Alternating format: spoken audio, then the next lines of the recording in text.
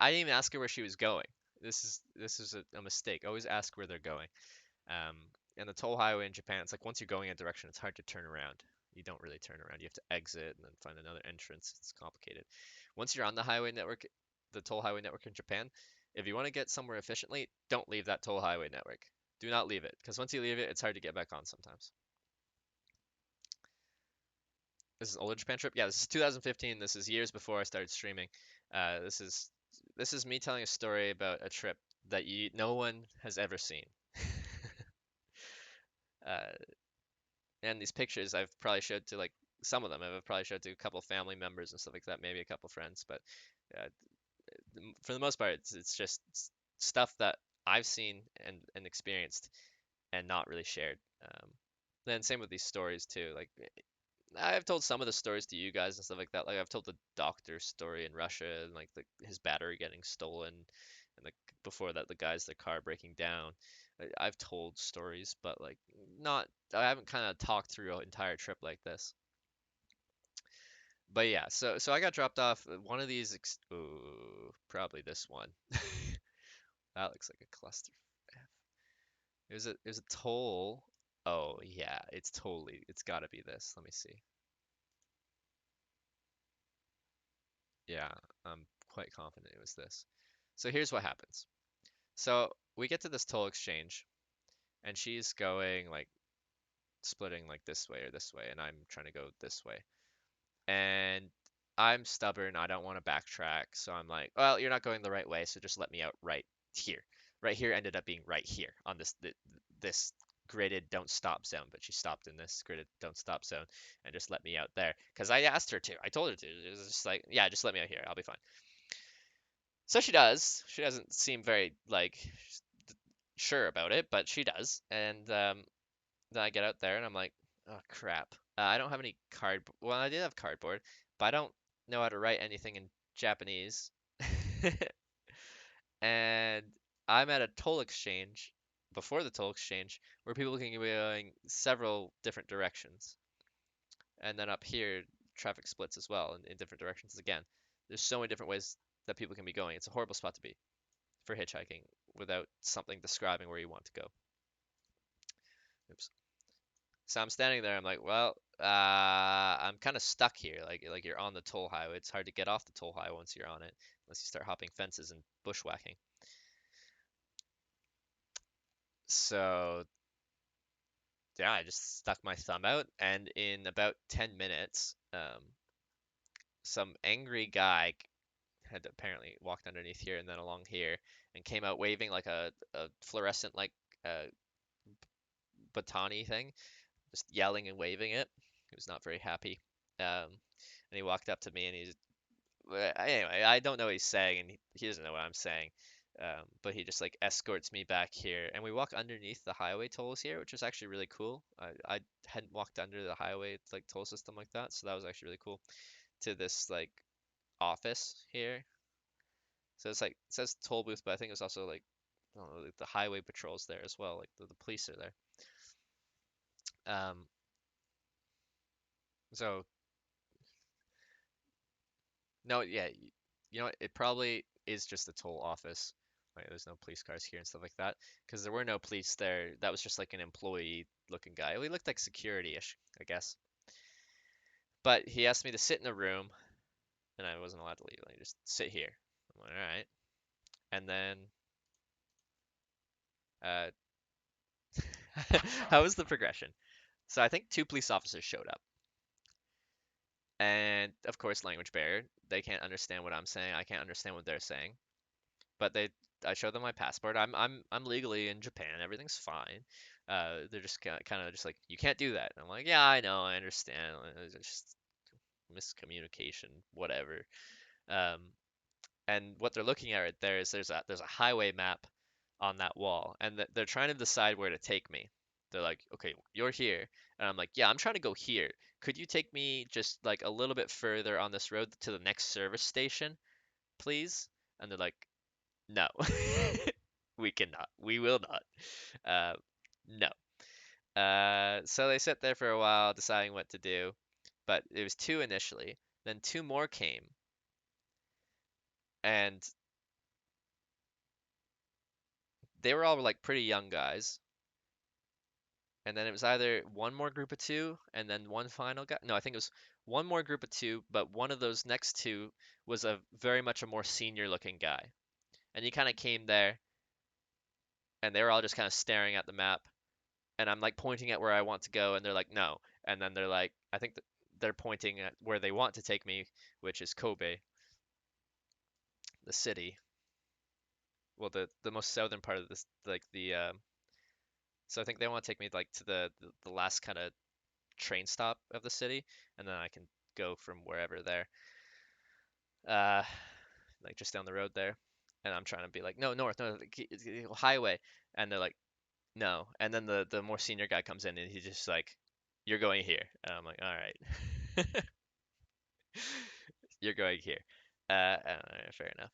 So they're gonna take me to Kobe. So really blurry picture of a police officer driving me to Kobe.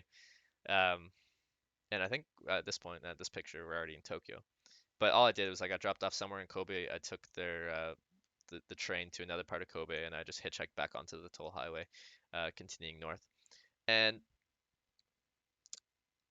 I got picked up by a guy from Nigeria out of Kobe, which was very surprising to me. I don't know. I just didn't expect like a guy from Nigeria.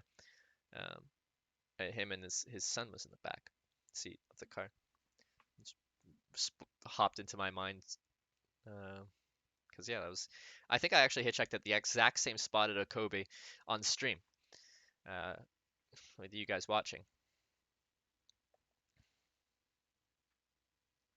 But yeah, I just found it so funny with the police situation because like, okay, two police officers showed up, and then four, and then six.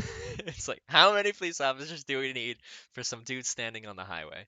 I understand that was not a smart thing to do, but is this really like, is it really necessary? Uh, but yeah, a couple more days hitchhiking, I made it to Tokyo. This was the final ride in. I thought the elevated highway driving into Tokyo was just really cool because you're like in the buildings. You're like above the streets, but like weaving through these mid to high rise buildings. I just thought it was cool. And I showed that on stream as well. I think Tokyo's fairly interesting to drive around. I just threw a couple photos of Tokyo in there, but I've shown it on stream. So this was the entire trip route here. Um, I just done it in like probably like MS Paint or something. But yeah, across Canada. So the red parts are like hitchhiking, except that's I did more Newfoundland, so it's not exactly accurate. But and the orange is any other transportation, so flying or boats. Oh wait, I know I actually did blue for boats. Interesting. Yeah, I did blue for boats and orange for planes. All right, I didn't even know that. Um, there you go. And the red's hitchhiking, so that's my route through Europe and then across Russia.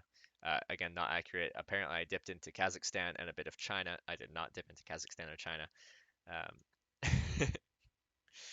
and then flight to Japan and then over and then back to Vancouver. So that was my biggest trip um, around the world. 311 rides, if I recall correctly.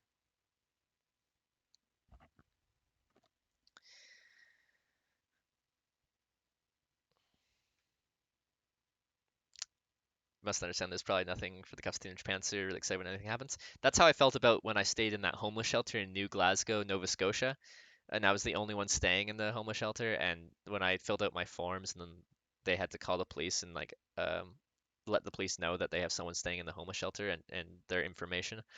And I think once they found out a guy was staying there and he was from the other side of the country, they're like, "Oh, I gotta go check this guy out. Who who's this guy?" I think sometimes police just get bored and they're like, "Well, who's this person? Let's check out the situation." And like I understand, like I'm doing weird stuff, so like I understand people checking me out more thoroughly or police checking me out more thoroughly because they're like, "What you're doing doesn't make sense." And I'm like, "I understand that it doesn't make sense what I'm doing, but I enjoy it, okay? Just let me be me. Let me be my own individual." Went through Halifax. I've only been to Halifax once, but I've been through Nova Scotia several times because I've hitchhiked across Canada. I think we're at like 5 or 6 times. Um, yeah, but I've only been to Halifax once, and I did enjoy it. Because every other time I just go like from New Brunswick into Nova Scotia to Truro, and then start heading like northeast towards like Cape Breton and North Sydney for the ferry to Newfoundland. Yeah. You ever get arrested? Right here, that was the closest I've ever been to being arrested. I was, you could say detained because I was very much not allowed to leave. Yeah, very much not allowed to leave. Um, they were very polite to me. They were very respectful. They never like got well, except for the guy that came out waving his thing. He was mad at me. But like the police were very respectful of me. They were very kind. Uh, they're just like, no, we can't drive you there. And I'm like, yeah, that's fair enough. I'm just trying to be self-serving here and get myself further. But I understand you not wanting me to take me further down my route. But yeah, that was that trip. That's what we've been talking about for the past long time was the largest trip I've ever done. It was a good one. I would very much like to, at some point, I'd like to do a trip across the entire Eurasian landmass. I think starting in Singapore and oh, just braving the frickin' Southeast Asia for a little bit. Uh, but go through Southeast Asia into China in some way, shape, or form. And then I'm not sure the route I'd take. Like, I do at one point really want to go through Mongolia, but essentially just cross the Eurasian Peninsula and get to Europe.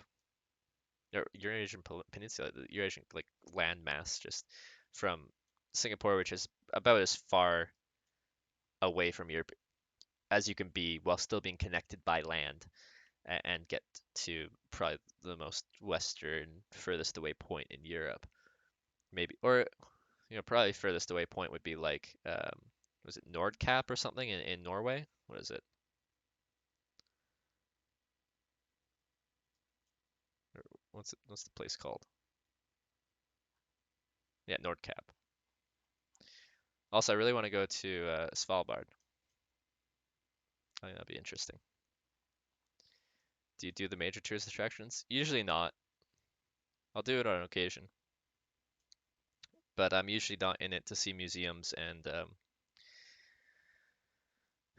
like I like seeing like old architecture and stuff like that. It's interesting to me, but when I'm on a hitchhiking trip, I'm usually in it for one, the people that I get to meet. I get the privilege to meet these really kind people that decide to pick me up. You meet the best people hitchhiking. You meet some really strange characters too, but you meet the best people. Um, and I'm in it for the experience. Like I like every day being a complete unknown. Every day is an adventure to me, and I enjoy that aspect. And I do enjoy the places I go, but at the end of the day,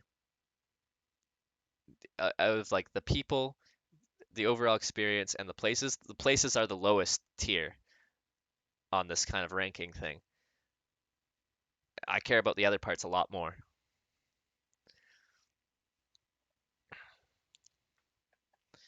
Svalbard, super strange and quiet. You've been there before.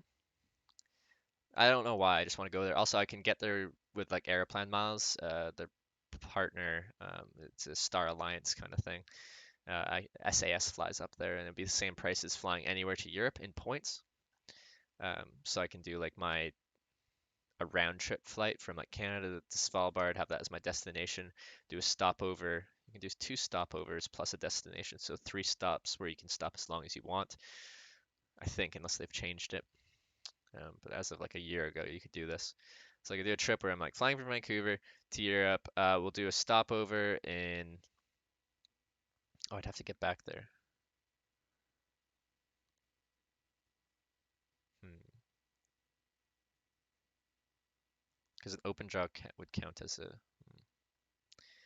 Yeah, I could stop there, go around for a bit, go back there, continue on that flight, fly up to Svalbard, have that be my destination, stay there for a week or whatever, then fly to my next stopping point on technically my route home, and then stop there for however long I want, and then fly back to Canada, all for one round trip redemption, which would be round trip I think would be 60,000 in economy or 110,000 in business class.